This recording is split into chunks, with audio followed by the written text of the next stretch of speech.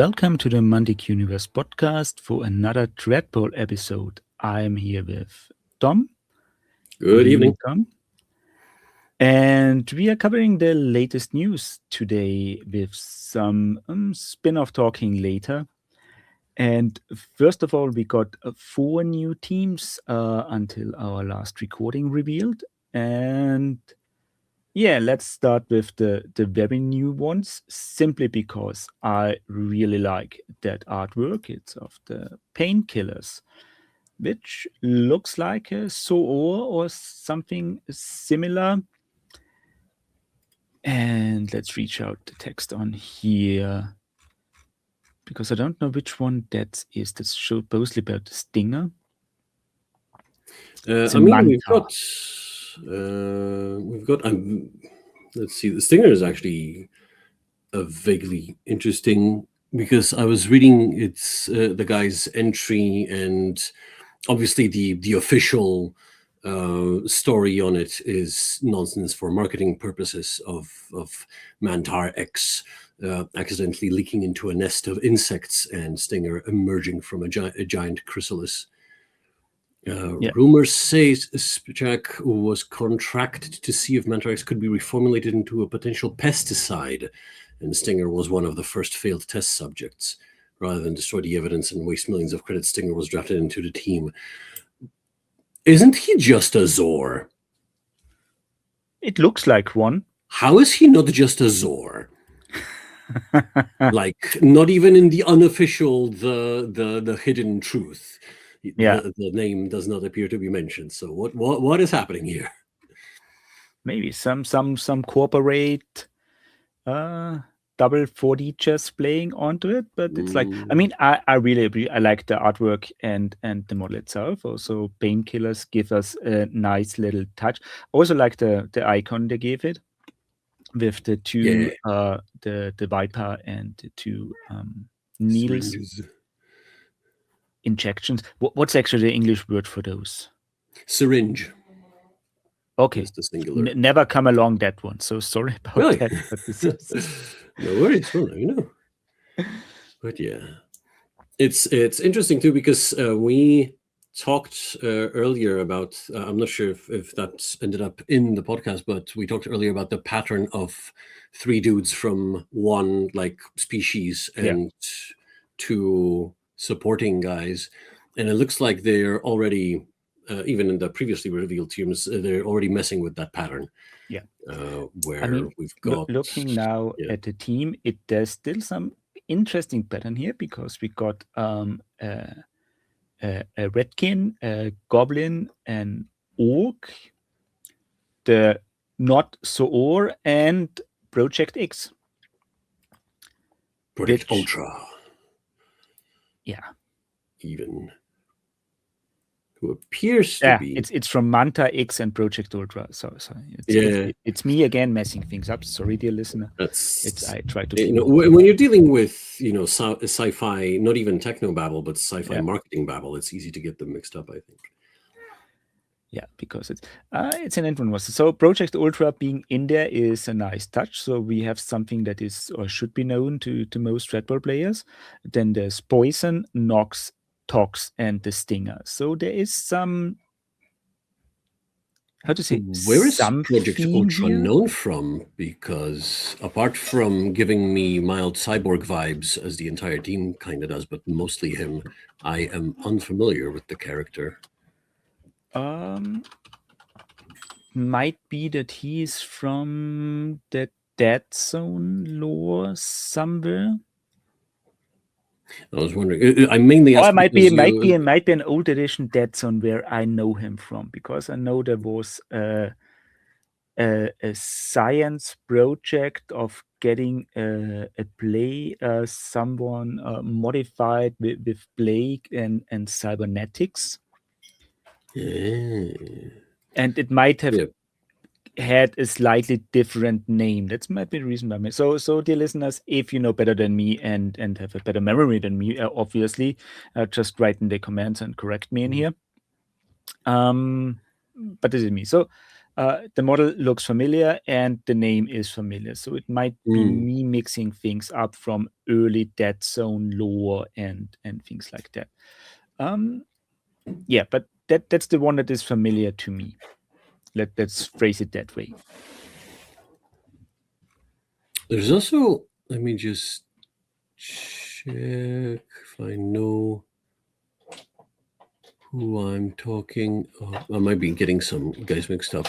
Yeah, the interesting is that we appear to have a Veerman, a giant fat Veerman on the team. It not only looks like a rat, but even has some of the aesthetics of the Veerman players from Dreadball. I'm thinking about the face mask in particular and the goggles. But according to the lore drop, it's an animal that was subjected to Mantar X. The drug increased its body mass and made it more vicious and prone to rip the arms off lab assistants, but it also had an unexpected side effect: increased intelligence. So part of me, maybe they are just moving away from the standard Warpath/Dreadball species, which, sure, fine, expand the thing, or indeed it's just the marketing byline. I don't know if I'm using byline right, and then he's just a Veermin, but they're doing a spiel about it being an elevated animal. The less charitable reading of this would be that whoever wrote it isn't aware of the Veermin, and the lore is in trouble, as it were. But I don't think I have grounds. I don't really think I have grounds to go that far, because we've got Indige in the other team and the Teraton, and such. So, yeah, it might be very well be that they go with an corporate off-brand, because it's like the Manta X stuff. So everything is science made, and vermin officially don't exist in that way, and things like that. So that's like an failed experiment, but they don't want to go as deep and tell what the real experiment was. And give us a nice corporate story to get things. Yes, there's two that's Nox and Tox are both acknowledged as an orc and a goblin, which makes them the kind of the pair with something in common in this team, since they both fall under Marauders in Dreadball. Yeah, so the Gorons, they are also both from the same original team, the Green Moon Smackers. Yes. So, and then we have the Poison. So this is like still kind of following the theme of 3+2, depending on how the stinger works. It's more like 2+3 in that case. So we have two similar Not wrong, yeah. Common thing and 3 outstanding one. The proportions are being messed with, which, fair enough. I mean, I do not mind at all that the pattern is quote unquote broken. More diversity among the teams is only, I'd argue, only good for this approach, this vibe. So that is fine. It's just something we spotted doesn't appear to be there anymore. I think the other teams break with that even harder, but we'll get there.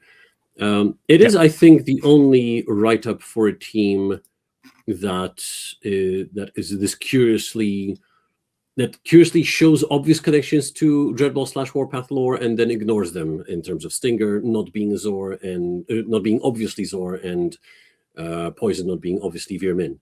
But maybe it's just marketing. Maybe it's all about using marketing as a cover-up for severely unethical science practices and such like that. Who knows? So playing on the ugly truth. I mean, it's the Warpath is an interesting sci-fi lore in that regard, that the corporate evil thing is turned up to 11 and much more deep. But so you never know if so I mean, this also gives the possibility of the writers to just write this off. It isn't an accident. It's just an in-universe marketing stunt, and we didn't ignore the law. It was on purpose wrong, which actually happened in the past also with Dreadball from time to time, that they played that card to just say, yeah, that's just the corporate way of saying things nicely and not telling us the evil truth behind it. Yeah. Yeah, I The mean, fact that's mentioned in the other teams we'll be talking about today, but the whole thing about Lucky Logan being the greatest Dreadball star ever and playing Dreadball for way longer than any human should be able to, and yeah. such.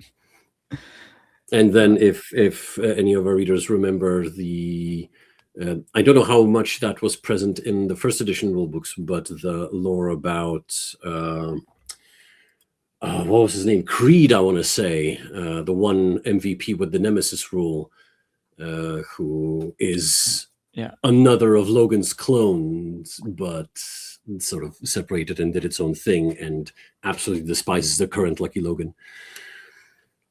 So yeah, there's some weird corporate-backed science shit happening. So that may or may not be completely sort of on the mark here, especially since as I look at the next team and just about, I think, 4 out of the 5 players there are somehow related to some piece of Dreadball lore in a fairly strong way. The 5th one is only sort of the new element, but still attached, obviously. Yeah. Right. So, do we like the overall look of the team? Because I have to say this one is the first one that's really interesting to me in that regard, just because it's this nice mix up with a lab scientist theme. So this is really what makes it more like different compared to the previous nice looking ones or shiny ones, to put it that way. And that is like really that one that's like how far would you go to win a game? Yeah, the Jets and Juggernauts are very much like staples, as it were, of the Dreadball pitch. The fast, sleek guys and the rough and tough, bashy team. And then you now arguably the Painkillers give overall more of a bashy vibe as well, but their aesthetic is entirely how do I put this? It's kind of messy, unclean, and very much slapped together lab and sent on. I am enjoying the fact that like we didn't get colored renders this time, but I'm enjoying the fact that all of them appear to have all those canisters attached to them. So you will be sure that we're going to see some beautiful liquid or plasma-esque glow effects on those when people get to painting those minions. A glow effect would really make the team standing out. It's also the possibility because you can now paint everyone differently. I mean, like, the goblin and the orc would be different shades of green, obviously, but like the Suor in a darker brown, you get the vermin in a lighter brownish yellow in theme, and the plague in purple, and then you can connect all those together as a single team by having like a blue glow effect on the canisters to make them sticking together. Given the logo, I was expecting it to be bright green, to be honest, but we'll see. This is actually you touch upon a separate thing that I was sort of thinking about in the context of All Stars.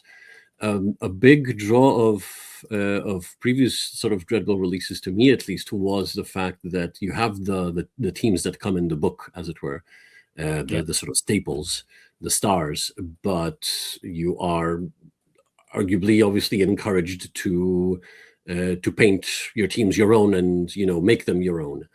With All Stars, you get cards depicting the team, which suggests that that's the team you're playing.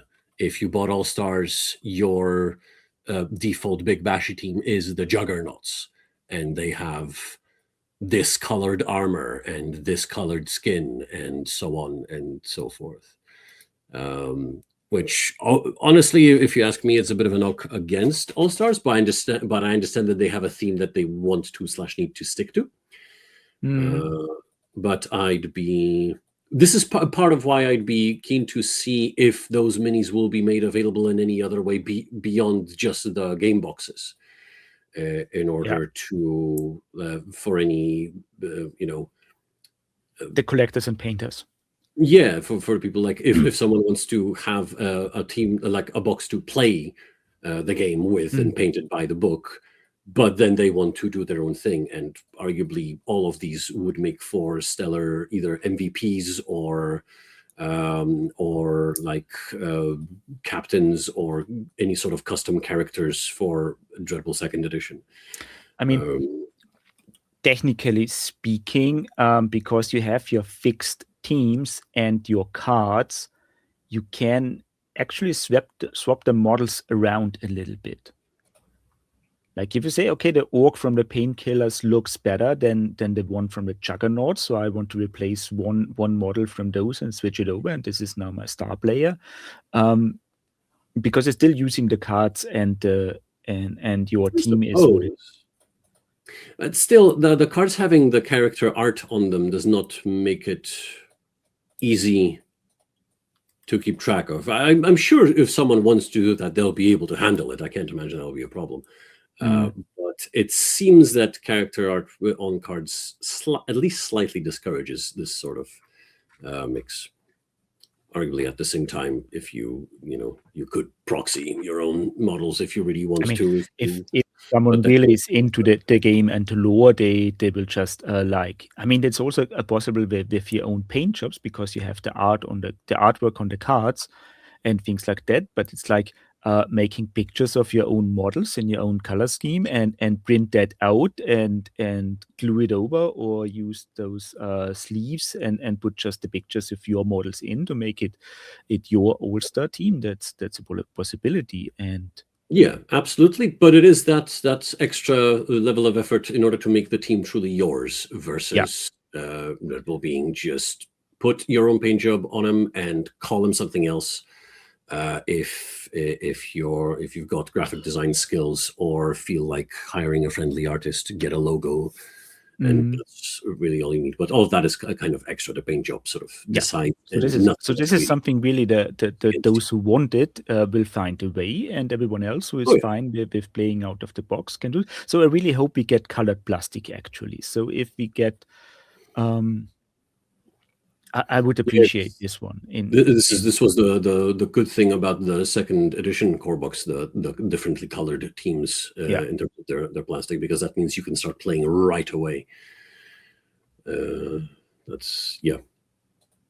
fully expect that to be make the entry level as low as possible, and then you can play right away with colored teams. That would be great, and everyone who wants to paint them in the original colors, because they don't want to have it nicely painted without thinking about what to do with them, they can do that. And everyone who wants to go crazy and invest time and creativity to create their own thing, it's possible as well. So can see that. But I'm inclined to just accept the challenge and take the Painkillers to a different level and make them my thing, because this is like the diversity of the models in there.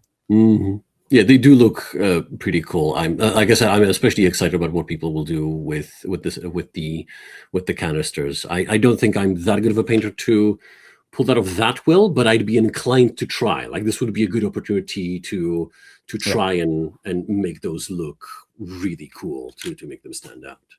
I mean, also if you go with glow effects, that's usually also a very simple approach, so you don't need to go into high details, but more like playing with the shadows.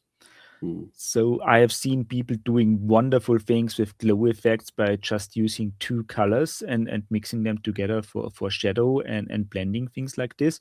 So just not painting any details, but just having a high bright light side and a darker shadowy side on the other thing, without painting all the details in different colors and standing things out.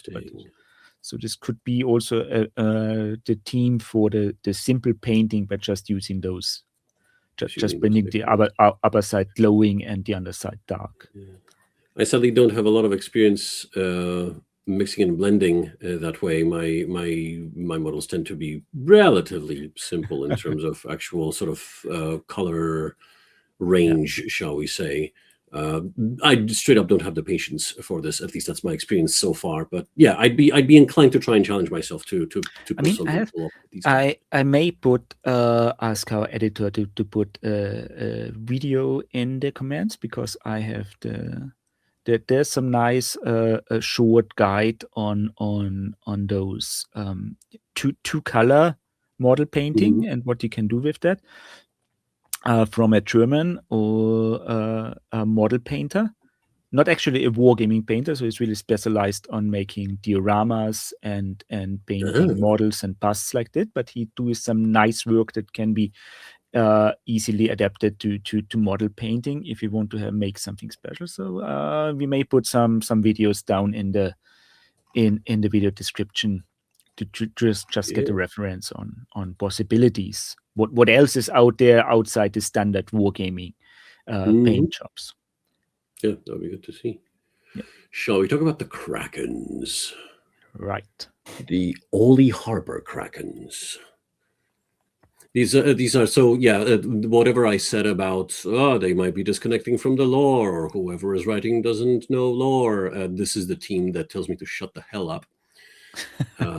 Because we've got, like I said, 4 out of 5 guys here are somehow connected, and some of them even stronger than others.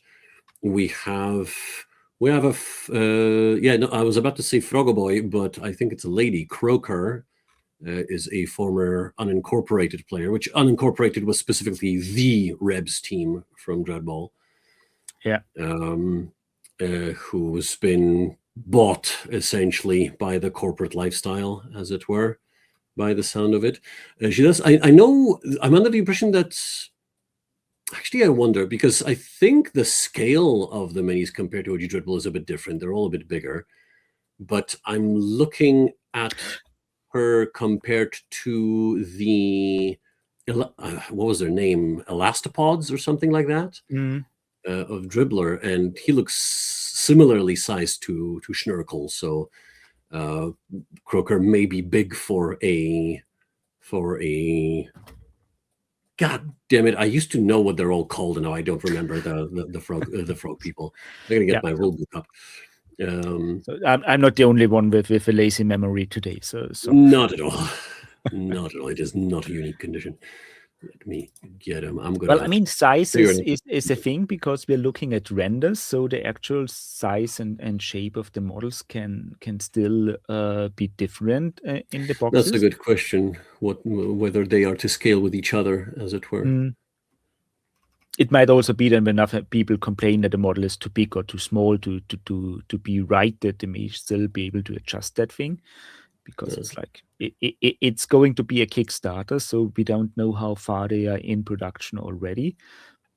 Oh, I doubt they are anywhere near into physical products beyond maybe some proofs or test stuff, I would imagine. Like we've only seen renders even of the first teams that were announced. Yeah. And what else? We're still looking at like concept art for them, along with like gray renders. At least I think they're renders, pretty much. Yeah, those are definitely renders, and we got the artworks, and even if we look in, so there's the artwork for Croker looks different to the actual render, and then the model might be still different as well, because it's like when they think they need to adjust some things, or even I mean, the worst case is usually when you make a render and then you go into the production, and the production company calls you back and say, yep, that doesn't work, that doesn't fill in, the model breaks, or it's not possible to cast it that way, and you need to go back and adjust things. And yeah, then the final result may be different depending on what is in there. So, but PVC or board game plastic is in general a little bit forgiving regarding single piece models, but this can still mean you need to cut them off and have it pre-assembled at the factory, and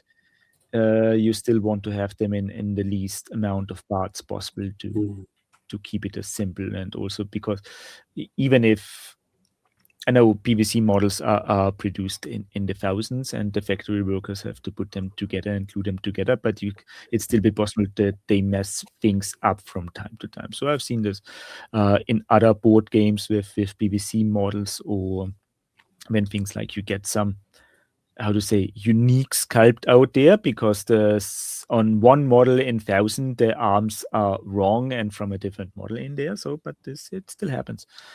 So you want them in the least amount of parts as possible in general. For the sake of it, I will note that Croker is Ralarat. But yeah, the model of the Ralarat Striker from the Rebs team feels much more lithe, even when you take into account that Croker seems to be wearing much more armor than the Striker from the Rebs team. I feel like that Striker is in a very much almost a jumping pose. They're on like a single foot, being like the last thing touching the ground before they leap, while Croker is standing tall, although hunched over, and still appears to at least be notably bigger than that Striker model. It might be a scale thing. It might be that Croker is just experienced and old enough that cuts on a more imposing figure. That, and I realize that she's wearing a lot more armor than the Ralarat Striker because I think we briefly touched upon it, that it looks like the rolls are out. There's no more guards, strikers, or jacks. Everyone... I actually kind of like that aspect if that's the case, that everyone can do everything, everyone can fight, everyone can play ball. I assume that's the case, at least. We'll find out more. So which makes perfect sense that everyone would need a bit of armor since they are all expected to get into a scrap and maybe more or less adept at getting out of it. But yeah, Croker, we've got an old unincorporated player joining the shiny luxury off-season league and soaking it up by the looks of it. We've got returning star from OG Dreadball being, although I always saw him referred to as Reek Payback Rollout. Here he is Reek Payback Rollout. So some double speak happening, or it's him being very creative about his revamp or something. Yeah. But yeah, Payback, who was most recently, he was the captain of the Veerman team. Previously, I think he was just an MVP connected to them specifically. And he's a big rat, and he has dropped the mask he was wearing on his previous model and put some more armor on by the looks of it. Honestly, looking like, I think he has like a goatee coming off of him. So I'm wondering. Maybe. I'm not sure. I thought about that when I first saw him, that it looks like he having a goatee, but it might also be some armor detail from the back, from the body hanging down. So I'm not sure. I mean, that or his maw is open and that's a lolling tongue. Yeah. I mean, if I would really like it if it was a goatee. Yes, I would as well. I think that is the best option. Yeah. And the little fact that this little detail that it implies the progression of time with the progression of Dreadball related releases. That if you get a new model, freaking almost, I want to say 10 years after Dreadball 2nd edition released, which also didn't feature a new model for Payback anyway. That the new model for him is him being that much older. That would be pretty freaking cool, if you ask me. Yeah. So I think a progressive timeline is something I also very appreciate in the Warpath universe in general, so that we just don't just not getting just new stuff because there's new stuff, but it's also there need to be new things because things advance and change. And and the universe is changing around them, and some star players just die or should be dead for a long time now, and things like that. So this is like, it just gives more possibilities, or make changes and new models also be more immersive than just saying, yeah, they have always been there but just not known. It's a different thing. So I like that one more. And if we see model progression, especially from first edition stuff, it's a nice touch for the veterans out there who still remember them from the past and say, yeah, okay, it's a nice thing to have. Honestly, he also happens to just look freaking cool, and I want to say that he's a guard in second edition. So if I could wrangle things, I'd be inclined to use him as an alternate captain for Veerman, just straight up in the old game. Yeah. The matter is still of the big round base and how that will interact with the hex bases of old Dreadball. That is to say, probably not. But we can round bases can still be made to work on a hex pitch, and I'm sure we can wrangle some DIY solution if need be. Anyway, I mean, the easiest one is to make just 6 segments in alternating colors on the edge of the round base. So this is like, that's true. That's true. That's the most simple approach to get that done and make it compatible without doing anything. So if you paint your models anyway, just having like the old school yellow black alternating on the base edge to arguably you don't even need to put that much quote unquote work onto it. I'd argue that just some notches around the circular base will be enough to clearly depict where the sort of ends of the sides are, and that'll be fine. That's the least cool method. I don't know. It depends on the aesthetic, I'm inclined to say, because for some of the teams I painted for, I want to say they were Metabots in particular, I would only color the edges on the threat hexes rather than the entire sides to give it a slight kind of vague Tron-like vibe. So it depends on what aesthetic you're going for as well. I can see where you're coming from, but I also probably would like to have it subtle so it doesn't.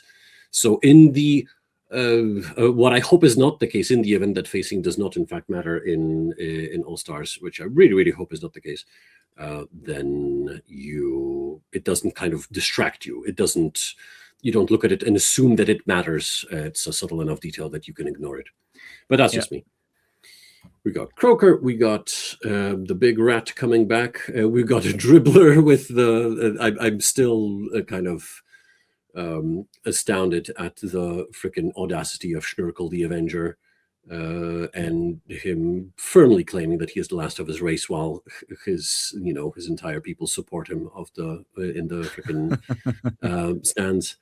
And dribbler, and I think like that is one thing, like that is one storyline that makes me mildly laugh. But then they kind of, I like that they lean into it and push into it with dribbler being the body double in the movie about the guy who is the last of his kind, and such. The movie obviously bombed apparently, so that tracks. But dribbler got noticed that way, and it's cool that we get another.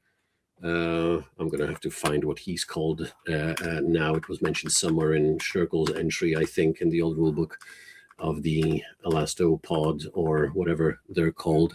And he's also because there was a second guy like that. There was a model of the Hydrator support specialist when Magnetar Circuit came out. Whose name I sadly can't remember, but he was purple against the Schnurkel's green vibes, and he was a very cool dude with sunglasses and your sports drink for you. And this guy, this is the first one of these guys who appears to mean damn business, armored up, masked up. He's here to kick ass, and I am all for it. This I'll come back to it in a moment, actually. Deadeye, I thought, because Deadeye is mentioned as being apparently a successful striker for Cthulian irregulars. And he distinctly does not look like a nameless striker. He, in fact, looks like the mix of the two nameless guards. He very much has the legs and arms of a Ferromite guard, but his face is... Actually, no, I was thinking his face is more akin to the Undulan guard, but I think I may be wrong with that. But he is missing the very distinct sort of shell back of the Ferromites. Yeah. The point is, he still looks more like a guard than a striker, so I wonder what that's about.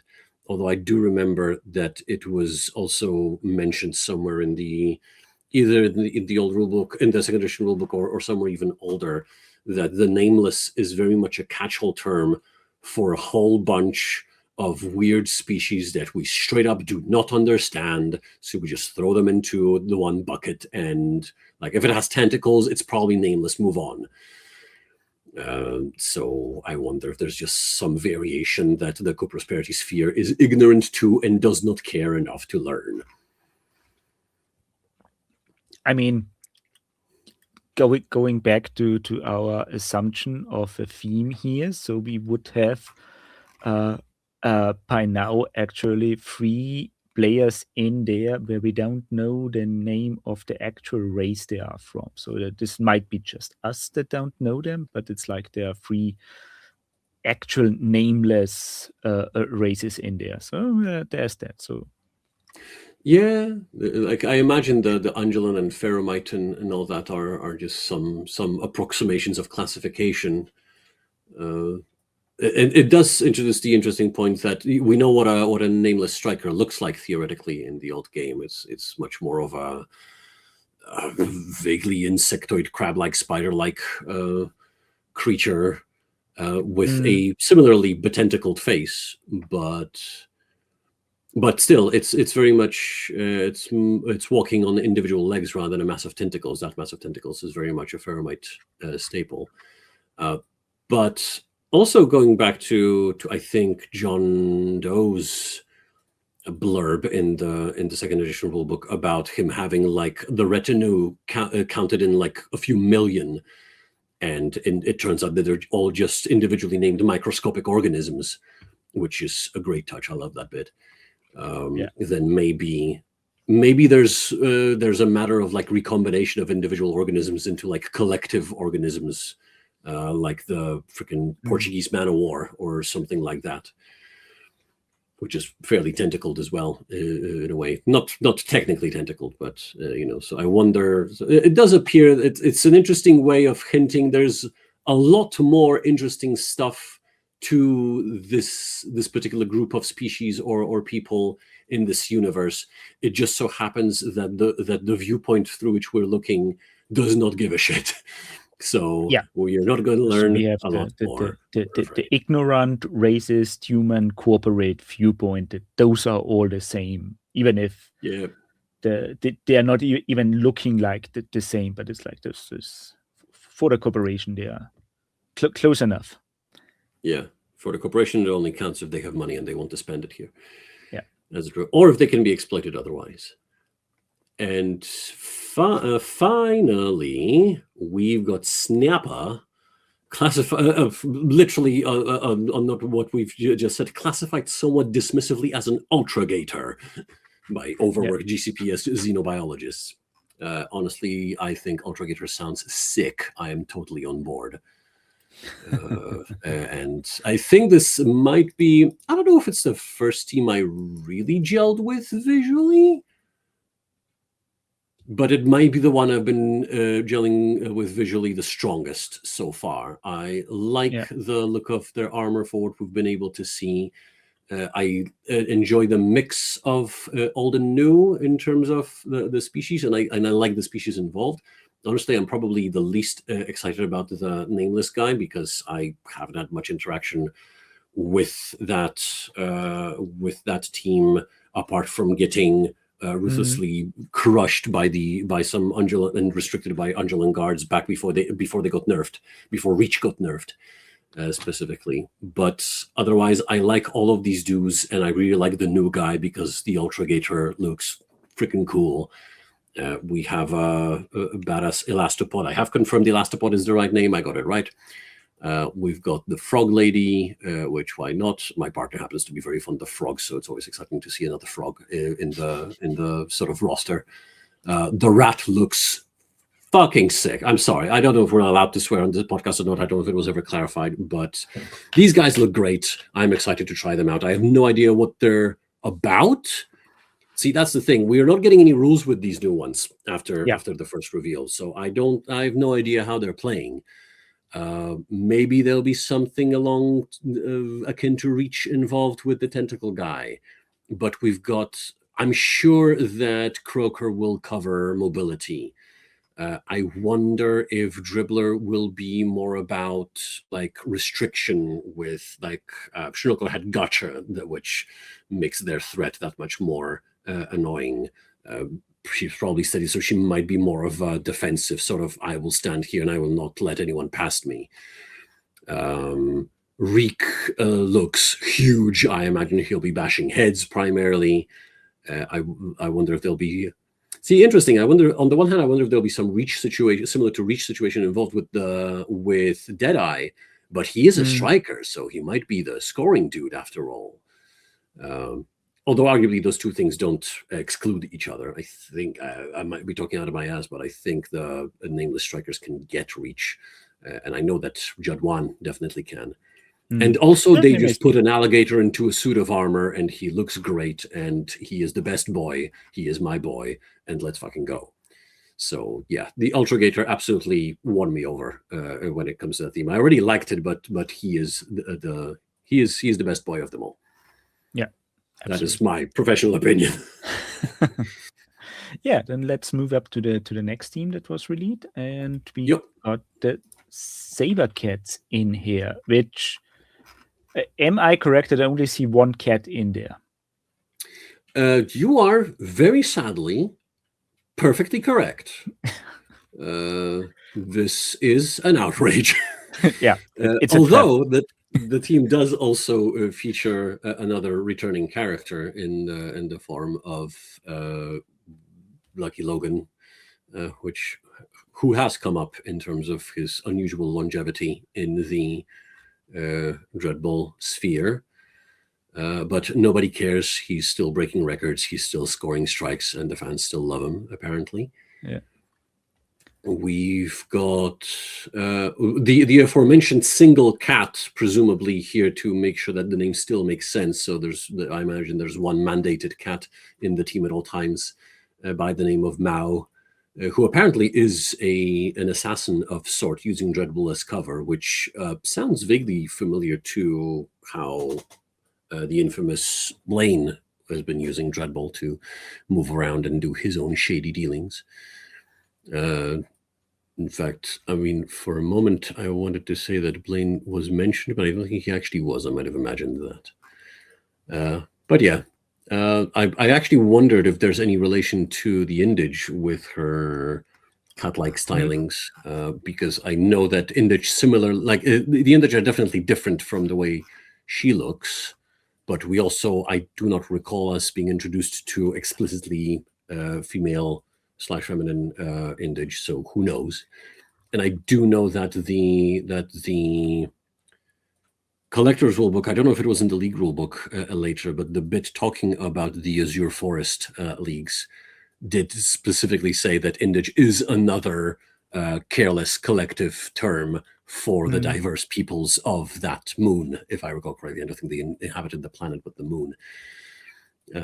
So she might just be another quote-unquote Indage variant, shall we say.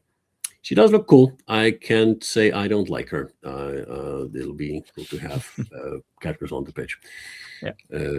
Let's see. I want to say that it is trying to put them together. Korat O'Keefe. I want to say that's our... I was about to say, I wanted to say that was our big player for the team, but this team seems to have two of them if the scale is to be believed. Korat, I believe, is the the Keraton member of the team. So we've got teleporting lizard gator turtles back. I cannot sadly admire his shell because he is facing frontwise to us. But otherwise, the familiar dino-like shape of the face is clearly recognizable, I'd say. So I wonder if some teleportation is back on the menu. Also, I can see like I don't know if it's a cybernetic eyepiece or if it's just part of his like helmet. But even looking at the legs, assuming it's not armor, I'm inclined to say that he'd make he looks very solid. But He'd make a solid cyborg Teraton if you happen to have one in a 2.0 league. If you're playing cyborgs. So this is you said Korat at the beginning. I think that's Rex is the Teraton. Oh, is it? I got this question because Korat is I'm just looking things up now, and Korat O'Keefe is a Pathfinder, so that's the second human in there. Oh, Pathfinder is a human term. That's my lack of Warpath knowledge is showing. Yeah, that's why I am here. So this is like for those who are not familiar with Warpath, the Pathfinders are a special military brand from the Enforcers, which is the military arm of the Council of Seven, which are the seven biggest and most powerful corporation who run the galactic co-prosperity sphere. And the Enforcers are usually using advanced technology, upgraded with nanite technologies to be more superhuman-like and mentally modified to be 100% loyal to the council. So, yeah. So that's their backstory, and the Pathfinder in here is like to be rare to be played amateur Dreadball on the military basis before she moved into professional thing. I think you're right on the money. I messed up because I can see. So Korat O'Keefe is the Pathfinder, and I want to say that's the character. I want to say lady in the top left. Yep. Because also I notice the statement, however, it isn't her Dreadball skills that Urbana cares about. Instead, they're more interested in her military prowess, in which she's not scoring strikes in the DBA. She's training the latest batch of Blackwing recruits. And we know for a fact that Teraton females are giant-sized in Dreadball terms. So the gentleman, and coming back to the cybernetic enhancements that Rex received, that Rex is definitely the Teraton. That does line up. That is me getting mixed up, but that does confirm that the eyepiece is probably built in. So cyborg Teraton, if anybody is also looking for a mini for their cyborgs in League. We also have the kind of it's also so let me throw just some takes in there. From the lore perspective, there are always some small little hints in there, which are mainly for those familiar with the wider Warpath universe in general. But like Rex is to be written that he was in intensive care wing of Mason Municipal Hospital. And Mason, that's one of those special corporations in the Warpath universe that could be, for the unknown people who are familiar with Resident Evil, Mason is the equivalent of Umbrella. Yeah, I was under the impression, I think when more stuff was coming out for other games in this universe after Cyborgs released in second edition, was that Mason was likely responsible for them in some way. Yeah. At least I remember the aesthetics of some of the stuff that was coming out for Mason was very similar to the Cyborgs. A lot of purples as well, with Cyborgs being cast in purple plastic. even though their actual color scheme doesn't involve a lot of it.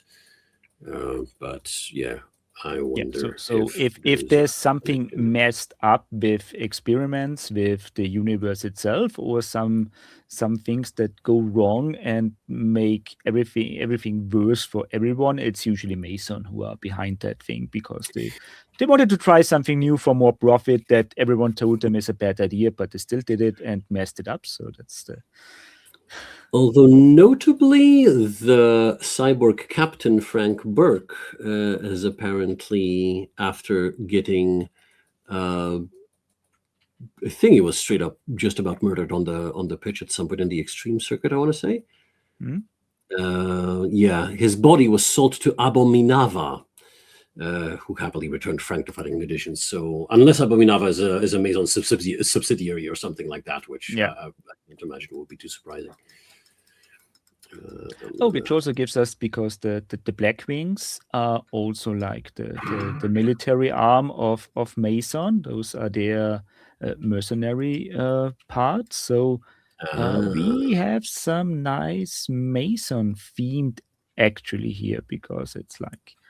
Yeah, it's all coming together. Yeah, I like it that it's not obvious, that there's no obvious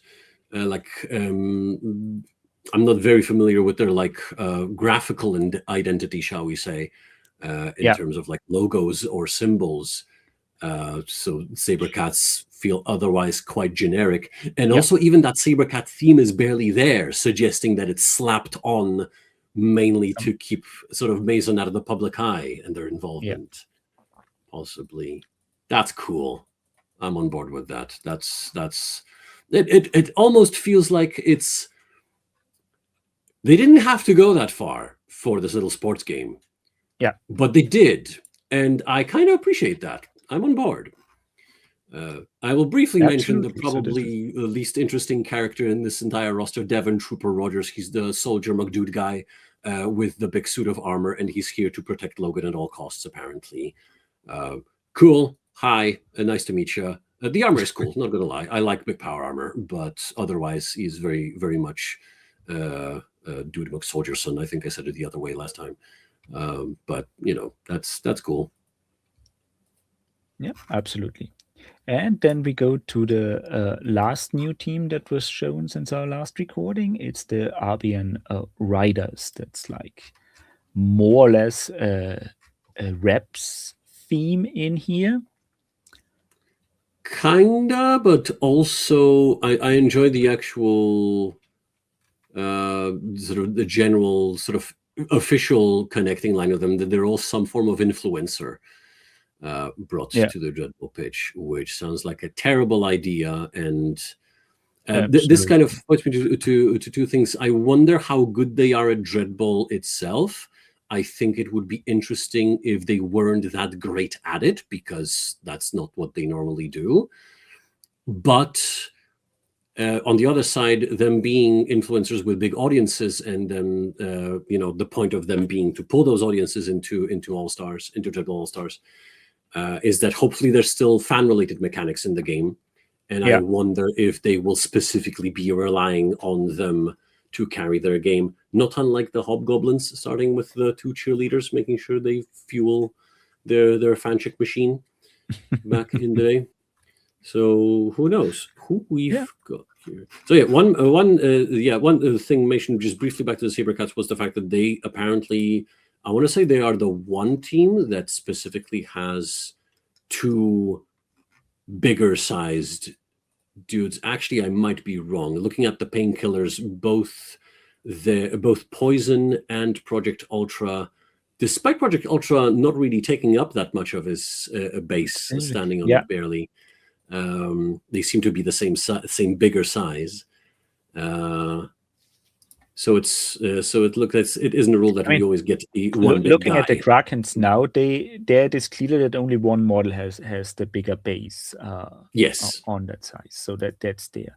The Painkillers, would say two. The Painkillers seem to have two of the guys there. Sabercats, similarly, both Rex and Devon Trooper McSoldierson Rogers seem to have the bigger base. That's assuming Yeah. they're in scale, of course. There's still the question of that, so that who knows what we'll find out upon release.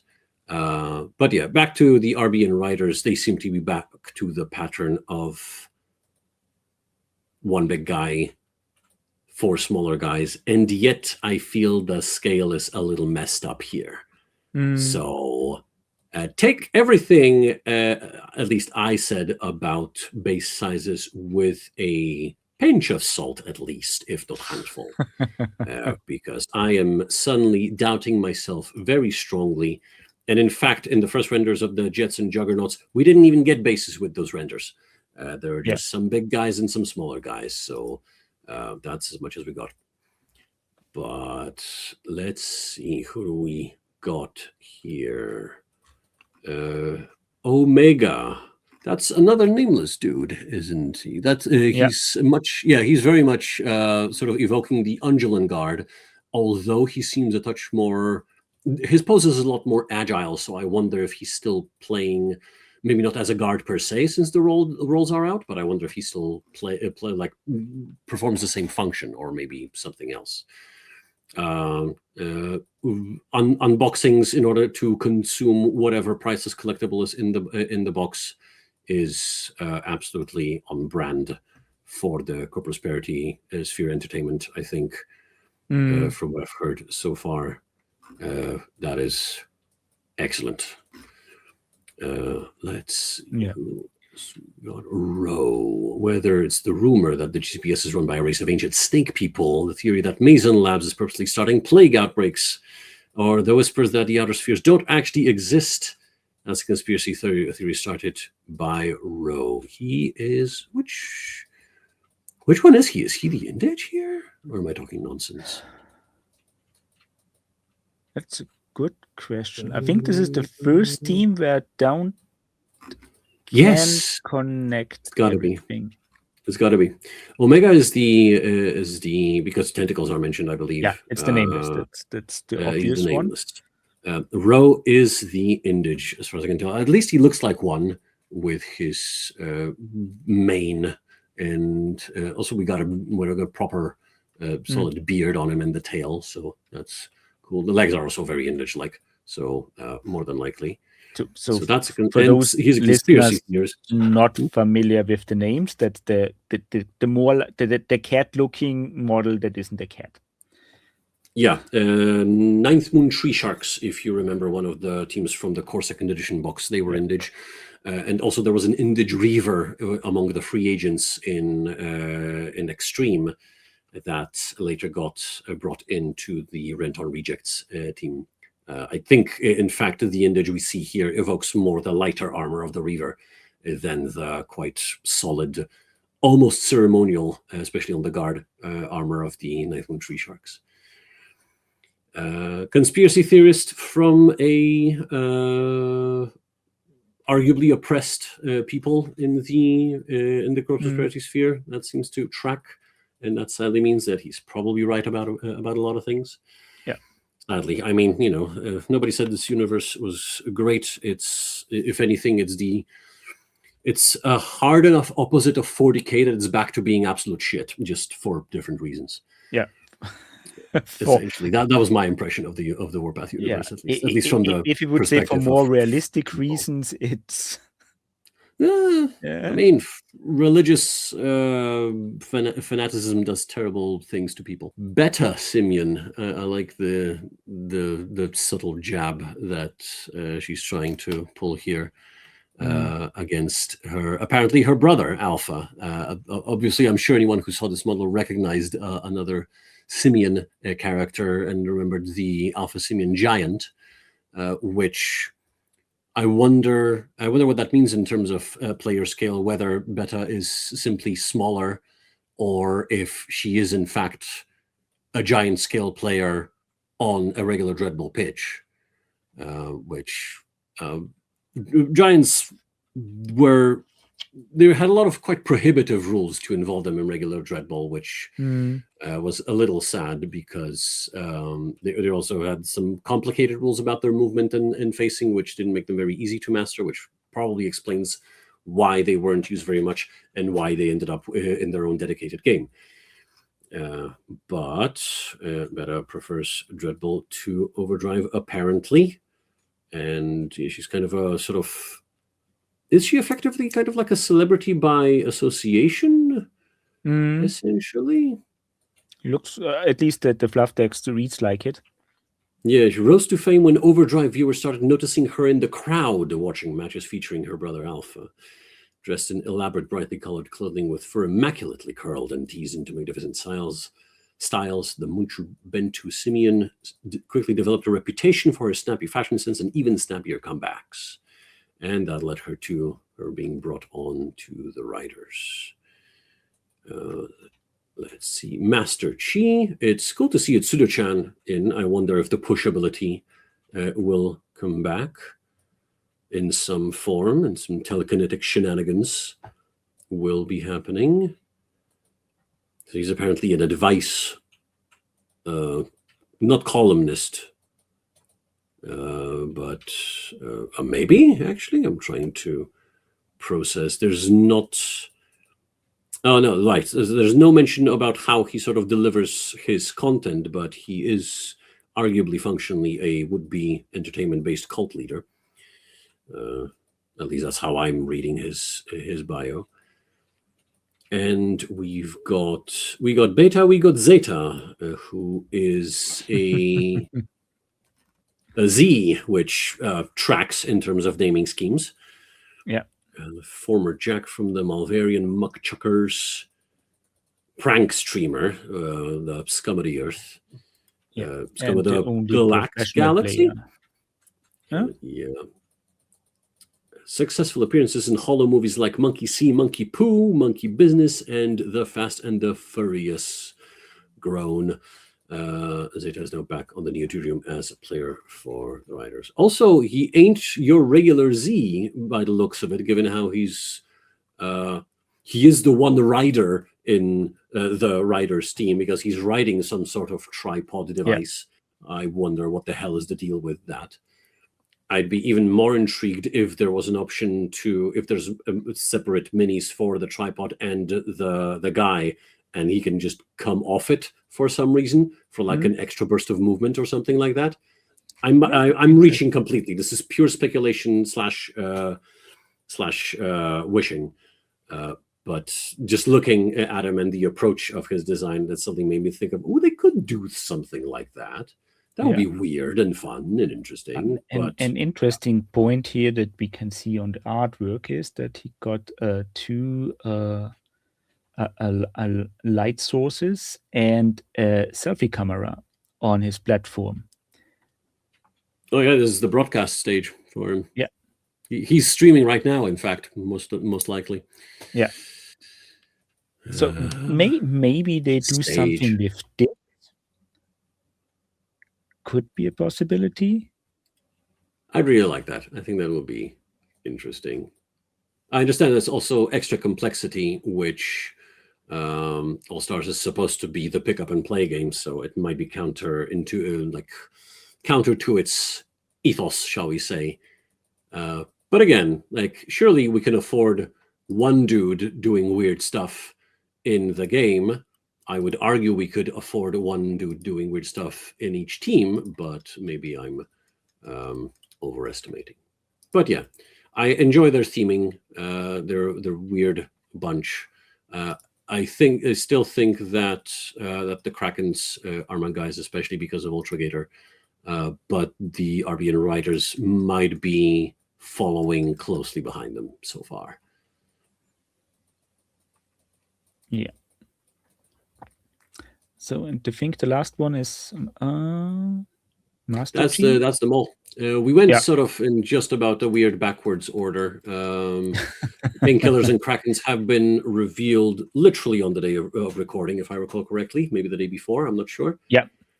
RBN Riders I think so, but time is an illusion to me. I have ADHD. Yeah, I think that was last week, right after the release of the podcast or the recording. I think it was right after the release. So I want to say right after release, RBN Riders and Sabercats were so revealed. dear listener, we have bad luck in general with our recordings because either news drop right after we release the episode or right after we record something. So we are now 1 or 2 steps behind things in if our it weren't discussions. for if it weren't for today's release happening just on the day of recording, just before we started, only a few hours before, in fact. Yeah, I think at least that's what when I was made aware. I'd be inclined to say that we're either very unlucky or and this will probably be broadcasted by Ro on his next stream. Hear me out. We're the ones who make the releases happen. So we got to keep doing this if we want to find out more. Yeah. So dear listener, if you think that conspiracy is true, get to your favorite GCPS streamer and report another possible conspiracy theory for the Warpath universe. We may see. Otherwise, leave a comment on YouTube or Spotify to tell us what is true. So yeah, well, there's another topic we wanted to cover today outside of the new teams revealed, and that's spin-offs. And because there's some weird history for Dreadball in general, because there's like first edition already saw a spin-off game that was Extreme, which was marketed Dreadball Extreme, the dark and more brutal version of the game, fighting in a prison complex and with no mercy at all. So, it is specifically a prison complex. Like, I'm sure it will be Extreme would be played in a space prison. That makes perfect sense. Yeah. But I was under the impression that it's very much a kind of if you know kind of situation. You have to be in with the right guys to know where the next game is being played and so on. Underground. Admittedly, I didn't read as deeply into the Extreme lore, so maybe I'm missing so many things. I never got the original one. I bought a copy years later when it was on sale and things like that, because I really liked the idea behind it. It wasn't really well received when it started, because somehow it was, I have to say, from the general idea similar to what All Stars is now, to make an easier intro into the game with more simple teams, with the idea being that you swap out the coach to get the different or different mechanics in addition and things like that. And often said what somehow from Mantic came from that this was the one Kickstarter they regretted doing, because it kind of messed up what good game and release they had going with Dreadball. Because it really because they thought it sounded like a good idea and then didn't go well with the approach they took with it. Yeah, I might have misunderstood. I was under the impression you said that it was well received at the start. No, I think the point is that it in fact wasn't. Right, I see. Yeah. That makes, now that all of what you said makes perfect sense. Yeah, unfortunately. Yeah, I mean, it was a nice idea to get a different version as an intro game, as a standalone game. So it was also a spin-off game in that regard, to be standalone on its own, roughly related to Dreadball, to be like in the same universe, played with kind of similar rules, but a very different approach to it. And yeah, I think that was part of also where the marketing went wrong from Mantic to in that game. I wonder if it's part of the reason why they are veering so hard off of regular Dreadball rules for All Stars. And I think I'm exaggerating when I say hard in this case, but they appear to have been in some way encouraged to do the same thing but do it differently in a way. I'm sure we'll get into more nitty-gritty on the specific rules and how much dreadable they are and they aren't, as it were, at some point in the future. But yeah, Extreme basically in terms of like the moment to moment gameplay, for the most part plays just about exactly as Dreadball did. The ball scatters in the same way. It launches slightly differently, but you still want to watch where you're standing in order to not get hit. It plays just about like Dreadball. The one, I don't even know if it should be considered a major difference, and I was mildly surprised it was introduced at all. It comes in more from a theme / lore perspective rather than anything else. But guards lost their armor bonus. If any, although no, I realize that it's probably there because Extreme is supposed to be extremely dangerous and very deadly. It is to encourage guards to also get killed on the pitch straight up. If anything, most likely. Otherwise, from what I gather, I think the rules for actions are just about exactly the same as. Actually, I think it was. One thing I need to check.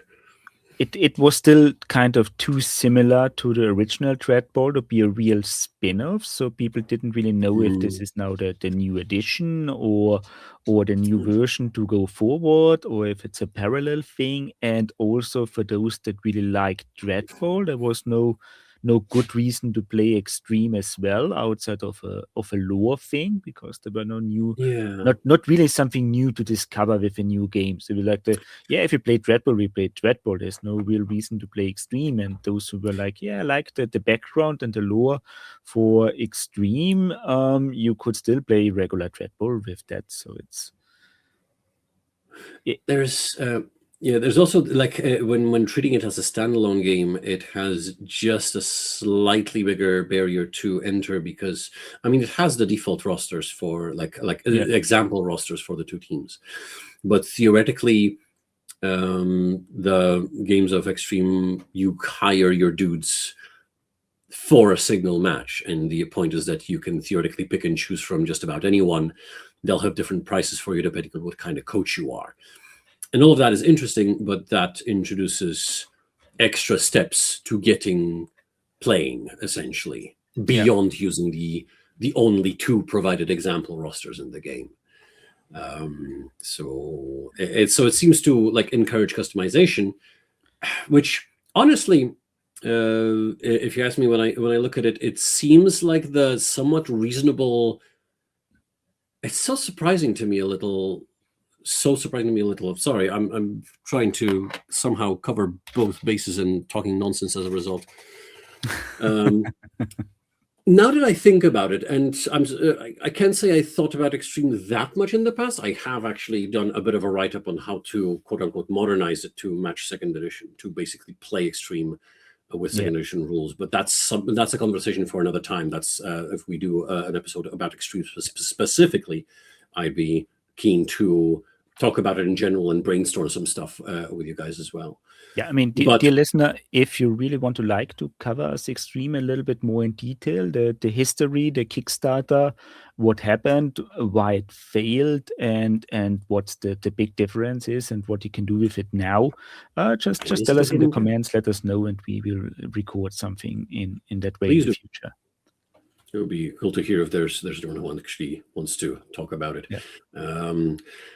But in a way, it feels like the natural evolution of Dreadball, in line with the fact that it emphasizes customizing your own team exactly how you want it. At least in my experience, I don't know how close that is to the first edition experience, but in my experience with second edition, you will generally stick to the recommended rosters. This will be what you pick for your one-off games. This is what was played at the vast majority of tournaments I was at. In fact, I think there was literally one I went to that had any degree of customization of the team. There are sadly in the US, but there was, I want to say that Adepticon was hosting frequently a League in a Day event, which must be friggin' harrowing, but sounds amazing. because we should talk about League mode at some point, because League mode, I think, is where Dreadball is an extremely solid game played one-off, and it truly shines in League mode. It's ridiculous. Yeah. But Extreme, on the other hand, has a fairly diminished League mode, but emphasizes customization. So it feels like the natural step from the bunch of teams that were introduced across 6 seasons of first edition Dreadball that you can now pick from, and now pick and choose the best bits that you like and assemble your all-star team, kind of, if we're making parallels to all-stars. The only problem is that they are not all-stars. They are the dudes from the street that you don't care if they die on this occasion, because you hire yourself new ones next time anyway. Yeah. So they get paid once by you, most likely.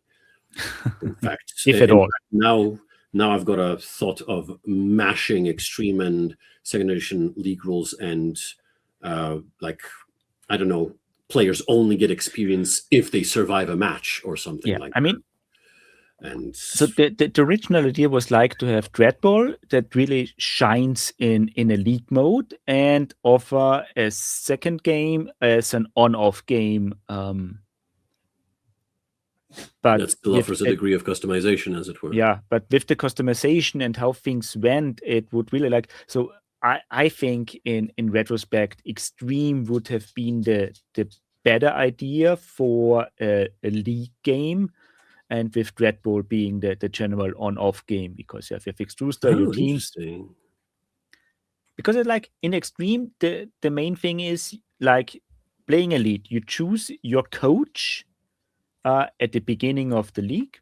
That's what you're going through with for all the games, and the actual players you can swap around. If someone dies, you need to replace them. If you want to hire someone new for a new role and things like that, you can do that, but they only gain experience if you keep them and they survive. So you have to balance those things out for your league if you like want to get them survive and get strong and more experience, or if you just have enough money to buy new player as you see fit. I'm wondering if you could. This is not in the game as far as I remember, but you like sort of create. I'm going to try and not spitball too much into design, but if you track individual players, sort of that survive specifically, you could also track how they treat you. Because in standard Extreme, you see, the cool thing is in the player manual, you not only get to pick a coach that you can play with, you can create your own coach, which I think is excellent. And it's also a fairly simple process where you get 5 columns of, I want to say 5 traits each, and you pick one from each. And that determines kind of more or less who you are, what is your background, who are you connected to, or what corpos, what areas. And that determines how different players treat you and what prices they quote you. If they are like either, I think it's stranger, acquaintance, friend, or something like that. But yeah, the strangers will give you their highest price. If you have one thing in common with a player, they will give you their middle price. And if you have at least 2 things in common, they'll give you their friendly price. And I wonder if that sort of approach, there's a better word for this, attitude, could change for players who survive under your employ and they start liking you because they make money under you. You make the right decisions to have them perform and such. But that's neither here nor there. The coach system as being the thing that you take to a league and then you kind of develop. I think you can acquire new traits as you grow your coach. I can't be sure. I know you can definitely buy more resources. Maybe I think so, but maybe you can swap them. So the possibilities actually. So this is kind of so Extreme. So we're either talking about possibilities that the game had or that it could have had, which is worse. Both. But or both. Yeah, both. We were talking. So just 2 guys randomly chatting about things that might have been and with bad memories. So we don't know anyway if this is I promise you we will prepare better if we do a proper Extreme episode. At least I will do my best. So at least we also got some ideas for that episode, because like porting it over now to a future edition and and like a community version to see what the game actually could do with it. It's an idea that we need to cover in that episode. So we definitely will make a recording about that one. Yeah, it is, yeah. Yeah, let's see. So, and then there was the spin-off of second edition that was Overdrive. Overdrive.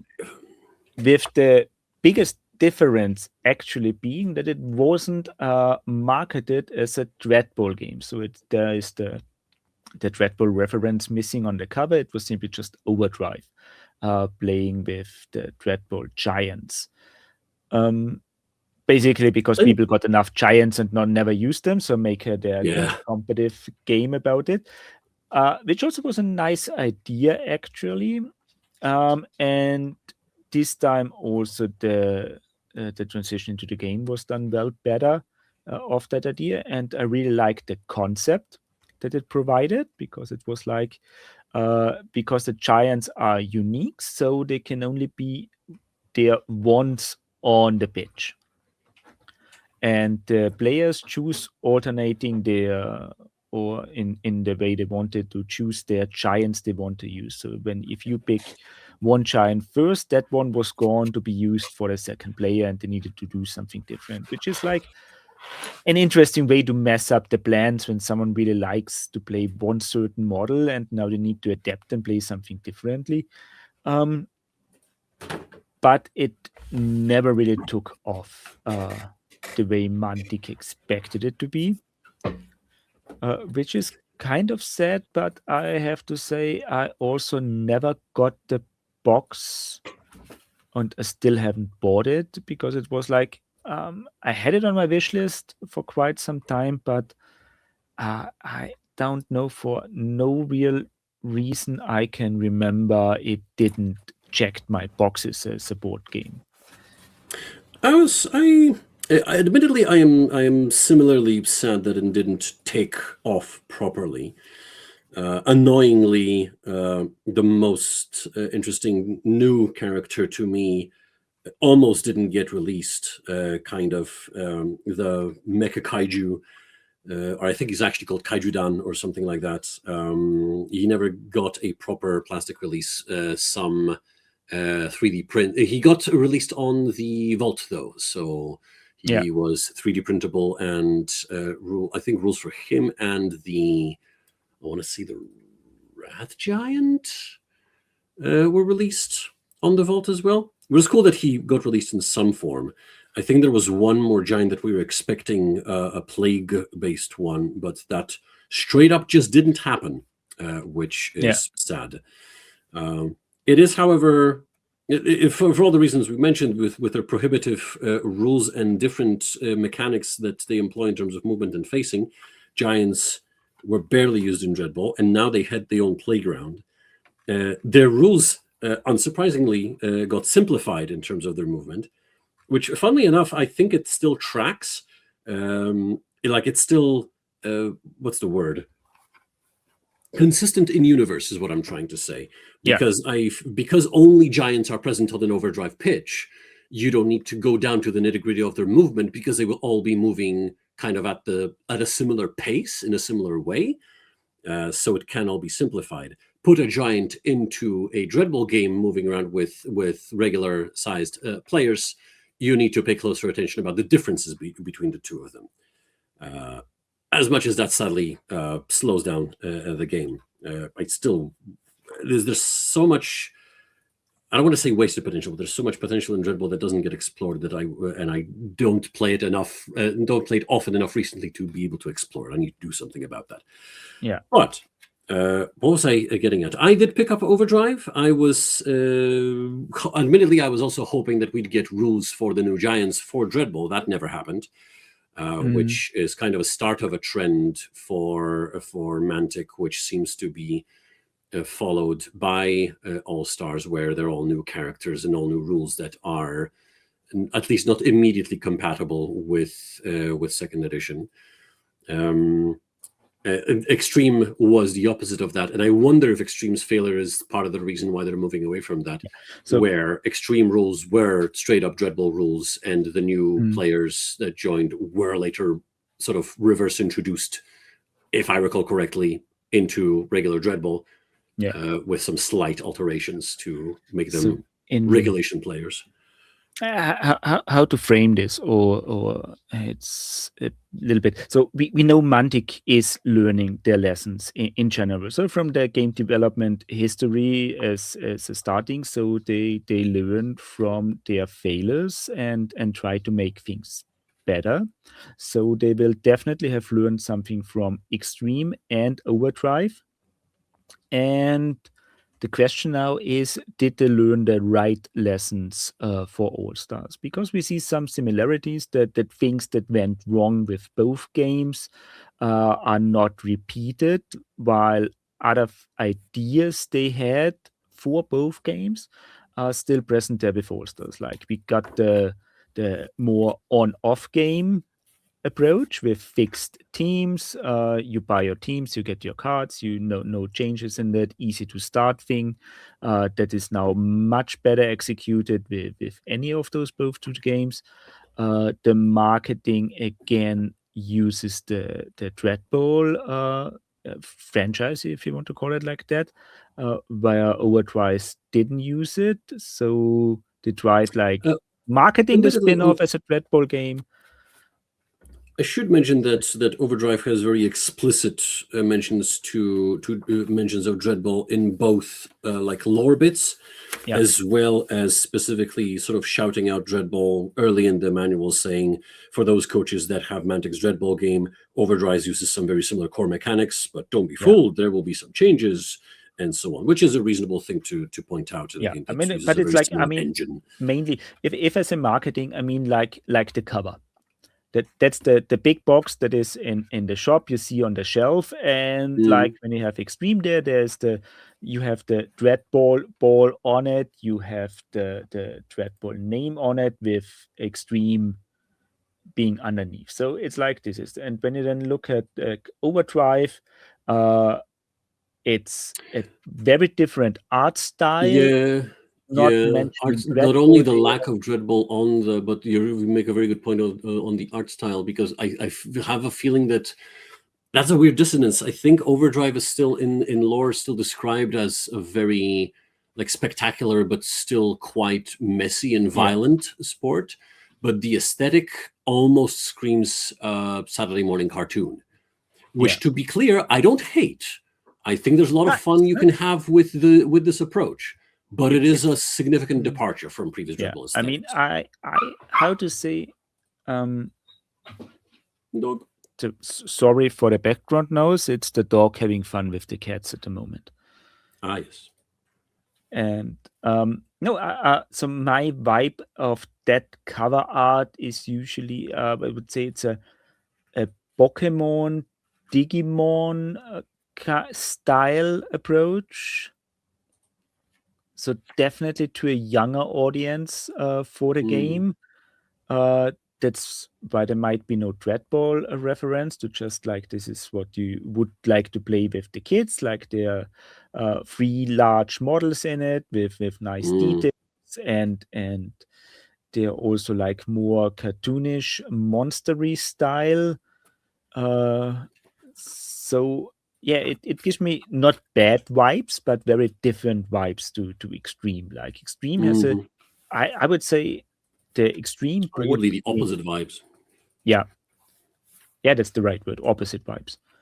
And I have to say, from all the releases so far, I like the Dreadball artwork the most. The Dreadball Extreme artwork the most.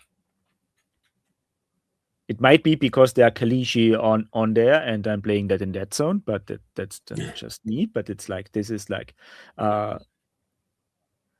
it's also something that I just realized now. It's Extreme still use the sci-fi deck on it, like the brutal sci-fi sports game. Dreadball is the sci-fi sports game, and Overdrive is just the arena sports game. Arena sports game. Yeah. I have to wonder if that's maybe part of Overdrive's sort of miss that shift in in sort of aimed at audience. Because indeed, Overdrive, compared to Dreadball in terms of its rule set, is that but streamlined and simplified. But it's still very much, I want to say, has the very similar DNA. And I wonder if that means that it is not as approachable as they would have liked it to be. So I wonder if maybe some younger players bounced off of it. But that is a complete conjecture on my part. Yeah, so it might be. So this is the one thing that you will take away from it. So there were already 2 spin-offs that didn't went as well as expected, despite being like the one with a very good idea but not so good execution, and the second one with also nice idea, good execution, but I would say the wrong marketing. And now the question is, for All-Star, did Mantic learn the lesson from those spin-offs? Are things they do now specifically done because they learned the lesson from those 2 games?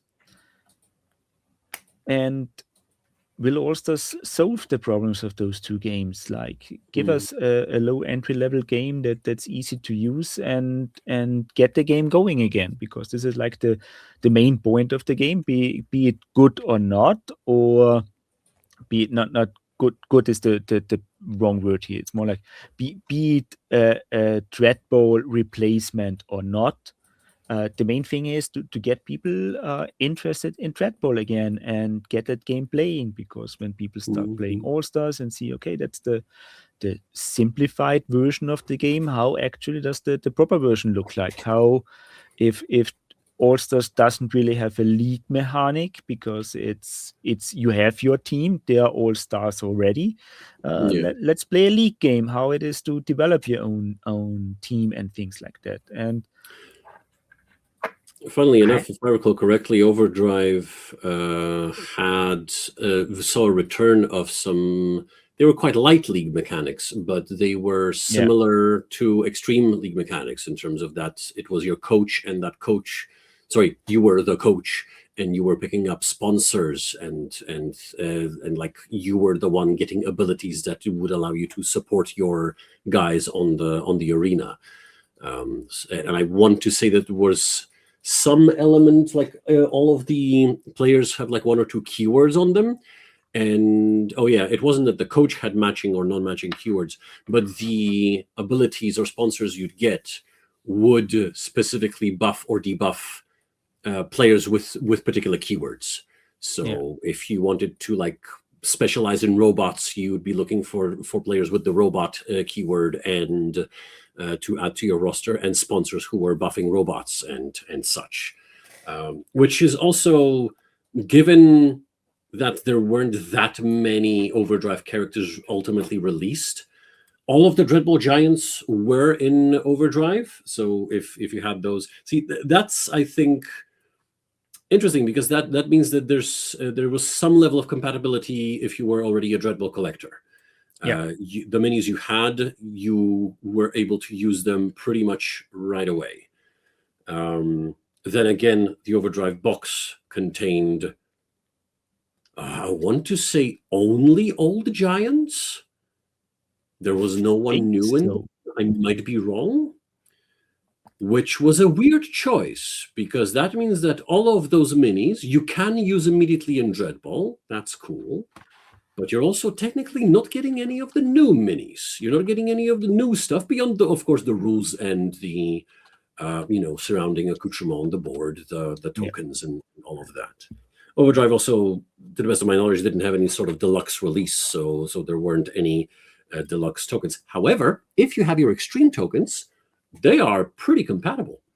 In fact, more to the point, Overdrive sees the giants have an HP stat and track damage rather than be sort of taken off the pitch immediately, while Extreme sort of would take a player out of the game if they were injured. They were still on the pitch, and the recovery roll is one of its additions to the rule set that I personally quite liked as a concept.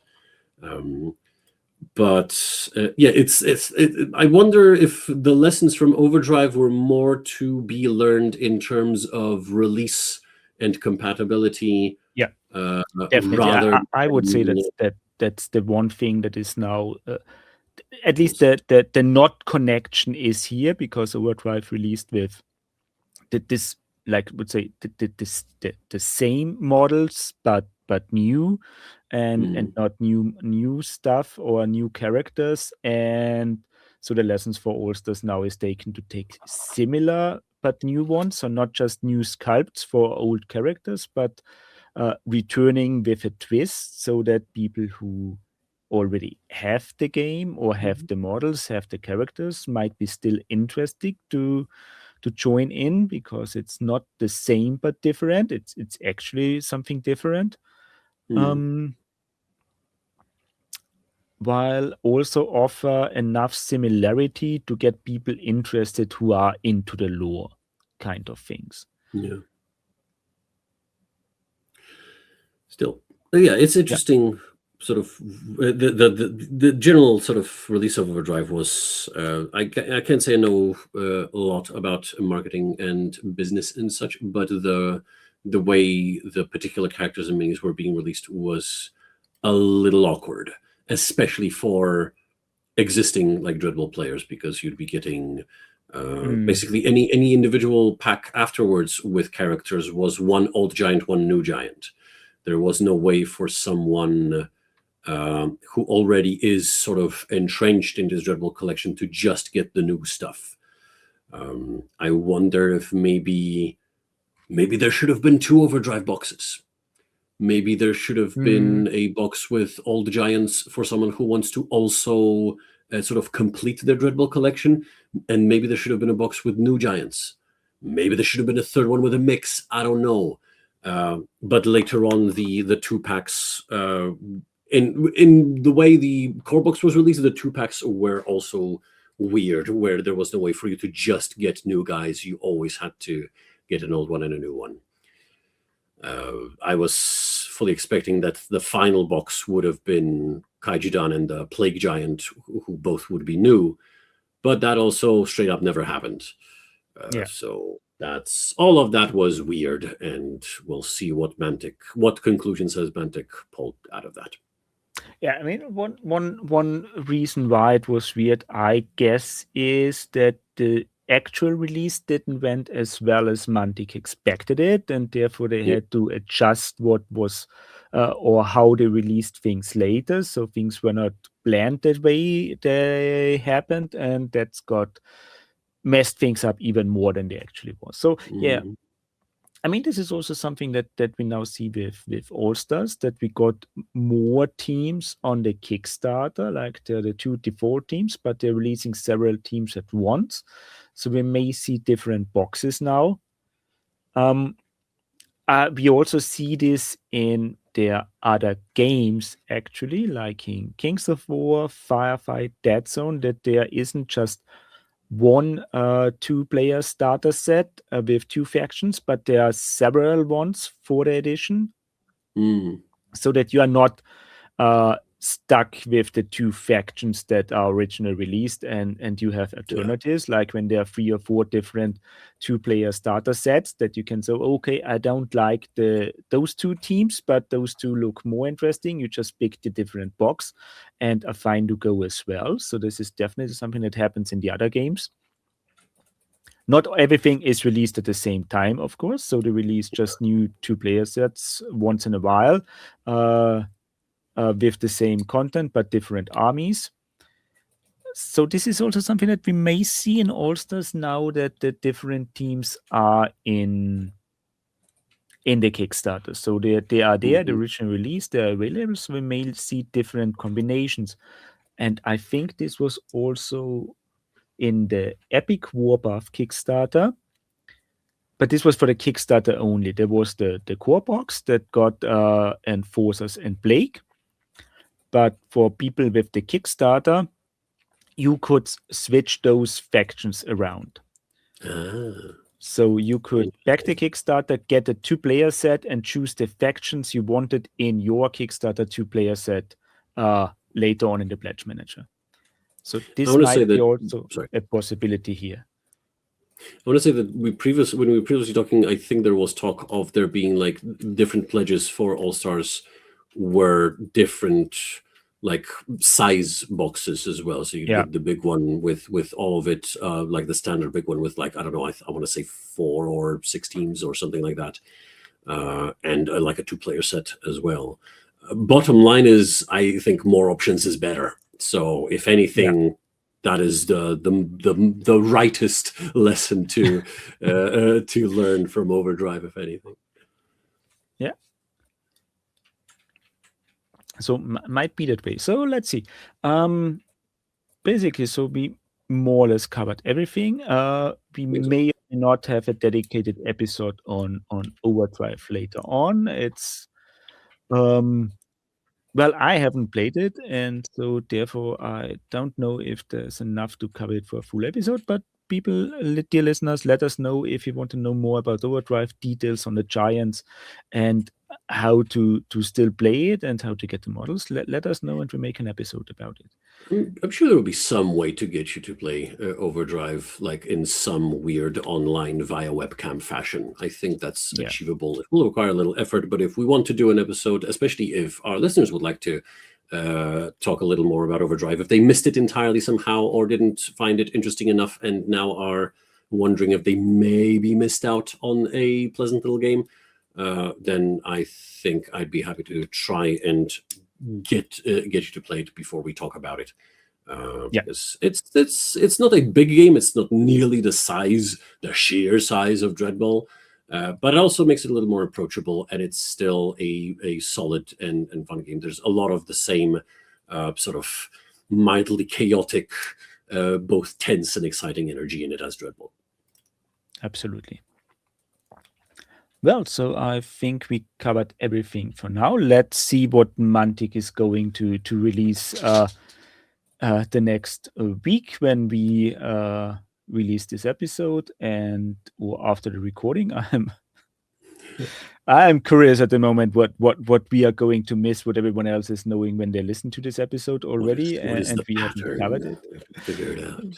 Sadly, it's not like we can move the recording day much, so this probably won't change. But oh well. Yeah, let's see.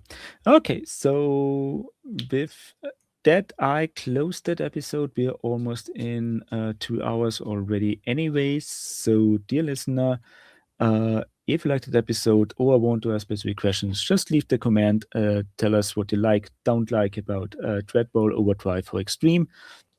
What you think about the new All-Stars team. And wherever you're listening, I wish you a good morning, day, or night, and goodbye. Thank you very much for listening tonight, guys. Play more Dreadball, or indeed play Overdrive. Take care.